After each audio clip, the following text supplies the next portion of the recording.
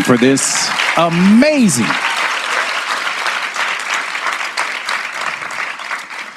just an amazing conversation.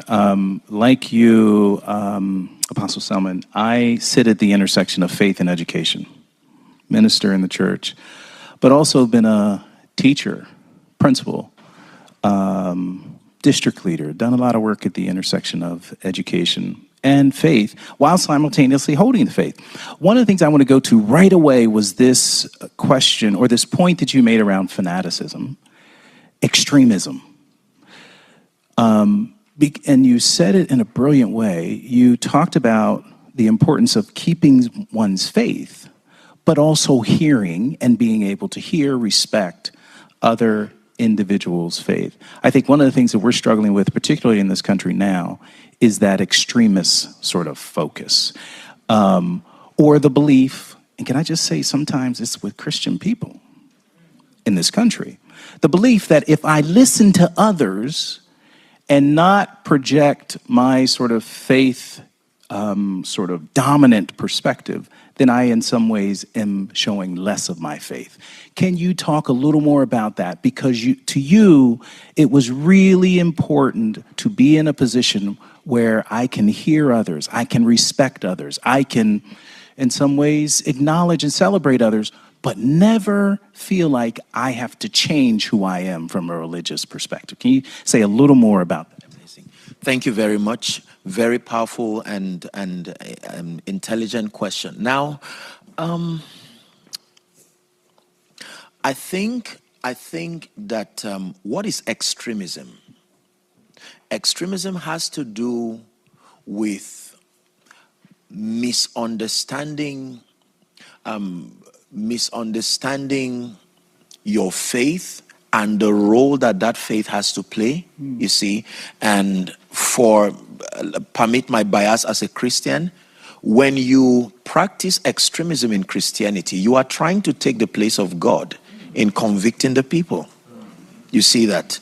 Jesus, who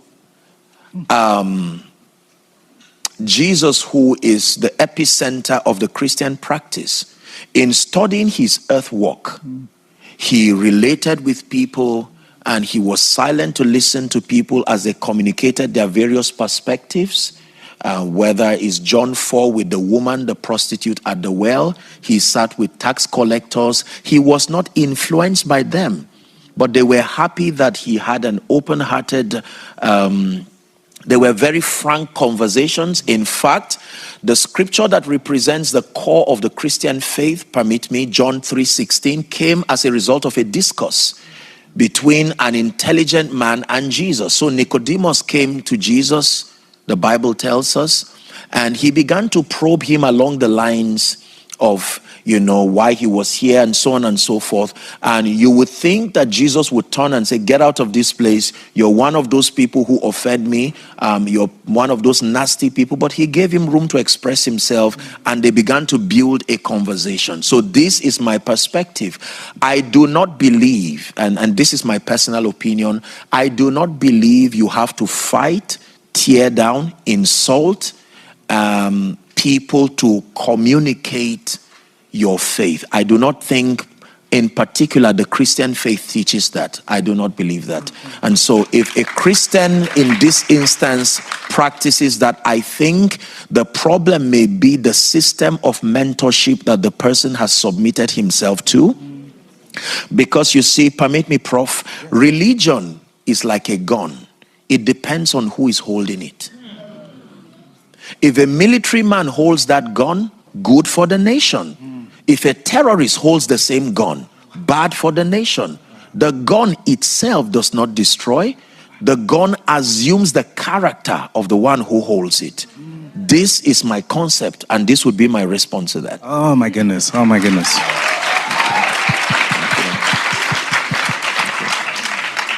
Okay, I didn't expect to hear religion like a gun today, but that's powerful. To someone. Now, my apologies if you do not believe in God. I respect your perspective. But then I will tell you that all men crave for connection. To connect to their environment, to connect sometimes with dimensions higher than themselves. This has driven us, I said in my speech, to test, try, experiment any and every available means that can help feed that appetite for connection. So I respectfully disagree with the philosophy that advocates completely taking God out of a system. This is my humble opinion, and with every sense of respect and honor to the laws of your land and your religious orientation or otherwise. This is my humble perspective. The reason is because in as much as we have all kinds of limitations around the practice of religion, that includes Christianity, Islam, most religions, in my personal study, and believe me when I tell you I've studied a number of world religions, you see, I have found out that at the core of their teachings, there is a straight line that seems to unite these perspectives, albeit eventually people diverge to various thoughts. But matters of love, matters of empathy, let's use that for a case study. So even if it's to preserve faith practices on account of their ability to promote love, empathy, unity, I think it is worth it. Now, when a people are not governed by spiritual convictions, the laws of the land will only go so far. That is the truth. That is the truth. That is the truth. You see, so I do not have the professional capacity to probe into the factors that may have led to formulating some of these policies, but then my humble observation, and that will also be my suggestion, is that I am a firm believer that any individual is not complete and whole outside of your touch to spirituality, outside of your touch to your Creator. This is my humble observation. I want to plant the seed, powerful statement there. I want to plant the seed for the work of a professor at Columbia University. Her name is Lisa Miller. And Lisa Miller is doing study on the brain, doing imaging sort of study on the brain, and how the brain seems to be sort of designed in such a way that spirituality is a core part of what it seeks. Absolutely. Right? So she's actually trying to use scientific study to show that spirituality is actually critical in the makeup of how the brain is designed, which would confirm what you're saying. One of the things you talked a little bit about, what you hinted on it, I want to go a little further into it, and it was your personal background, education. Can you talk a little, you talked about colonialism and indigenous, talk a little bit about how you were brought up from an education standpoint, what that experience looked like. Maybe, I always love asking this question, a favorite teacher you had that actually impacted you in a significant way, so that we can dive a little more deeply into the person, Selman. Well, my grandfather was one of the first trustees of a denomination across northern Nigeria. So I come from a lineage of missionaries. And so that gave a very great leverage, born Christian home, lovely place. And then I think that most of my educational interactions have been around mission schools and seminaries. And this has helped to shape my mindset. I give the credit to a there man, he's still alive. He's called Archbishop Benjamin Kwashi. And so he was a great influence in helping to build the educational community that trained us. We learned values like respect, morals. I remember you were prohibited from taking candy or such and then throwing it on the ground. He would ask you to pick it up, and so on and so forth. So those were the earliest memories of shaping my mind. I also attended an Air Force school. And so, but then having this religious contributions, it helped to shape my understanding. I truly believe that part of who and what I am today is also credited to these formative years. the opportunities that, came as a result of that. I do not know if I would still be the Joshua Selman today if I didn't pass through some of those things. I truly believe that they represent the anchors of my conviction today. Yes. And so I would just say the teachers were wonderful people. We had vigils, we had prayer, we had all kinds of things. We had activities that created bonding, mutual respect. We were taught languages and several other things. And I feel that when an individual has an opportunity to pass through a system that is faith-based, again, my opinion, I believe you are at a greater advantage. Truly, I believe that. The difference became clear when we looked at some of our contemporaries who did not have the privilege. Some of them had to, with all due respect, delve into drugs, delve into so many things, and some of them up till now, some have lost their lives, some have become inmates incarcerated in prison. And so I think that that foundation of moral excellence credited to faith-based expressions in our lives have contributed immensely to who I am today. And I believe this is true for many people. Beautiful. Yeah. My final question, and we'll see if we have a question or so from the audience.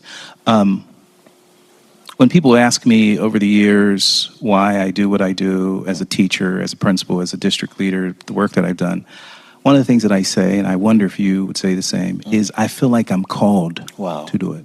How many people have used that word? I feel a calling on my life. Absolutely. And that's oftentimes, we often respond this way about secular work. So not necessarily about the preaching that I do, but about the teaching or the leading of schools. I feel a calling. Answer this question, if you would, for us. What does a calling mean to you? And how do you make sense of the fact that you were called to do this spiritual work while having an impact on the world in many significant ways? Very lovely question. I don't see a call as a religious statement. I understand a call to mean your contribution to your world.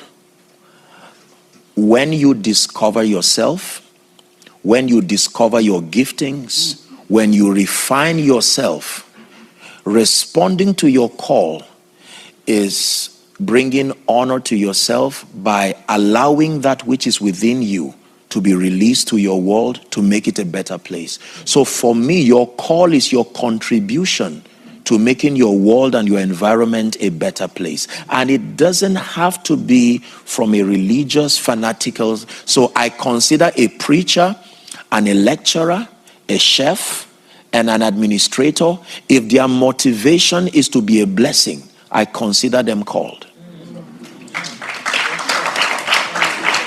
Now, I would say this, Prof. I would say this. I was greatly mentored by the late Dr. Miles Monroe. Yes, Miles Monroe. Now, Dr. Miles Monroe was an incredible person. When I was beginning, this work, I wrote a letter to so many people, just asking their perspectives. It was Dr. Miles Monroe who replied me back, handwritten. He encouraged me and let me know that I could become anything. Beautiful. I I loved him because he approached faith and nation building from an intelligent, non-fanatical, non-extremist standpoint. He had the largest church then in Bahamas, and yet he was advisor to many presidents. Yes. Did you know, I hope my history is still right, that when Nelson Mandela was about to be released, he and one other were the people who were delegated to go and receive him. So these are people whose impact moves from faith, but beyond the walls of religion. Absolutely. So with that backdrop, I made up my mind that I wanted to be an individual not just known for spirituality, but from the springboard, the standpoint of spirituality, that I'm able to spread my influence to affect all and sundry, regardless your faith orientation, regardless your religious affiliation. I believe that I have a contribution to make to your life. And if I propose to you what is behind my convictions, and even if you reject it, it is still not enough reason to not impact you. There is always something you can learn. By the way, Selman means the way to love. You will want to know that. One last thing before we end on this calling point, just so it sinks in with everybody. Everyone turn and find someone, look them dead in the eye, turn and look at somebody, look at someone, and ask them this question. Do you know your calling? Do you know your calling? Well, let's give Apostle Selman a round of applause real quick. Thank you. You're amazing. Thank you again so much. And the panelists can still remain here. This was such a phenomenal event. Apostle Selman, I hope this is not the last time that you'll be coming to Harvard. Can we get that on record? Will you be coming back again? I hope, I pray, I think. So it's on record that he'll be coming back, okay? Because we did not have nearly enough time with you here at the Graduate School of Education. I think that other parts of the university would want to engage with you. And the note that he ended on with, too, I just want to, that blesses me so much. So Dr. Miles Monroe was my pastor in the Bahamas and my mom's pastor. And so as a kid, every Saturday, I would sell fruits with my mom to him and his wife, Ruth, and he wrote my letter of recommendation for college to come to the United States. And, to think about the impact that he's had on your life, and now you're coming back here. And it's so powerful because when we think about the mission of the Harvard Graduate School of Education, it's about preparing leaders and innovators in education to provide opportunities for learners from all around the world. And that story is so interconnected, right? It's connecting the Bahamas with Nigeria, with the United States of America too. And so this is such an incredible moment.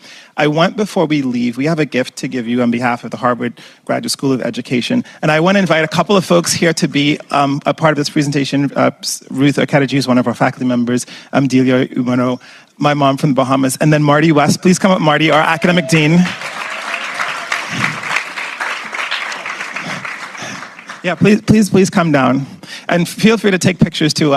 We believe that in the scriptures it says your gift will make room for you. And whenever you come into the presence of someone with greatness, you want to come bearing gifts. When folks came to Jesus' birth, they came bearing gifts. And so we have awesome swag here at the Harvard Graduate School of Education. So there's a moleskin in here so that you can write your notes on this Harvard ledger. There's a nice water bottle, so that there's living water coming out of you. So we're going to put some actual water on you. And then we got a bag in here too. So this is for your blessing. So when people come and give into your bag, there's something that they can receive too. So again, thank you so much for coming to Harvard.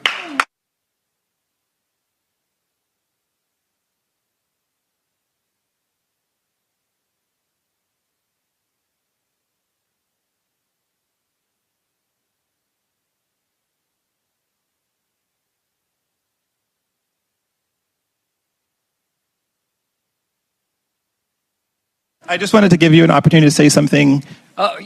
Peter, you're a tough act to follow. Apostle Selman, it's a delight to have you here. What Peter said about our mission really captures what it is we're trying to do at the Harvard Graduate School of Education, and would welcome any opportunity to partner with you going forward. So thank you. And Ruth, you're not going to escape. This is my spiritual moment here. Come here. You're not going to escape. You got to say a little something. Thank you all for being here. I want to thank Marty, who is just, we don't see each other enough, but we know we're here. And I know that he thinks and prays about this institution and about other colleagues and certainly about the School of Education. And I said to both Dr. Scott and Professor Blair that for those of you who are Harvard students and Harvard faculty, you rarely see the School of Education in the Crimson or the Gazette or in the New York Times. But when we think of what knowledge does to open the way for faith, for the improvement of humanity, for contributions to society. This is the crown jewel of Harvard University. And I'm so grateful for Marty's leadership, for all of you, for the work that is happening here, because education not only opens doors, but it is a leveler. It's the thing that people will look at and say, God has given you a gift. You can go out and be whoever you want to be. Every teacher has been such a blessing in my life. My parents were teachers, and so I'm incredibly grateful to the Harvard School of Graduate Education. Thank you. All right. And just one other thing, I'm known for my selfies, so I need to get you folks into a selfie. So please come here. And then after that, we have a very delicious Selfies. Would you permit me so he can do this? Oh, sure. Okay, sure. Yeah. And we have a very delicious spread outside of wonderful refreshments. Come on, you guys, take a picture so people can eat. Are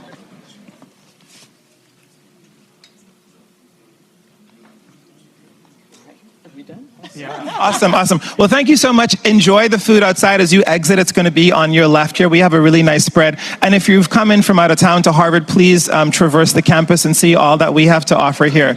Welcome.